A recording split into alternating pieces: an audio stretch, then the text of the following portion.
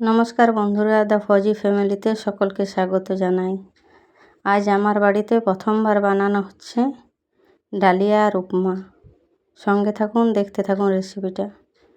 জল গরম করে জলের মধ্যে দিয়ে দিলাম লবণ, তারপরে দিয়ে দিলাম ধুয়ে রাখা ডালিয়াটা। এটা সেদ্ধ করে নেব, জল ঝরিয়ে রাখবো। এরপর কড়াইয়ে কিছুটা বাদাম ভেজে নেব।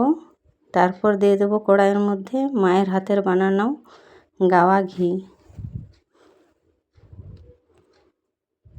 এর মধ্যে দিয়ে দিলাম সরষে আর কারি পাতা। একটু নেড়ে চেড়ে এর মধ্যে দিয়ে দেবো পেঁয়াজের কুচি। পেঁয়াজ কুচিটাকে ভালোভাবে ভেজে নিয়ে দিয়ে দিলাম লঙ্কার কুচি। একটু নেড়ে চেড়ে এর মধ্যে দিয়ে দিলাম সেদ্ধ করে জল ঝরিয়ে রাখা উপমা, আর দিয়ে দিলাম পরিমাণ মতো চিনি। নেড়ে চেড়ে জলটা শুকিয়ে নিলেই ডালিয়া রেডি।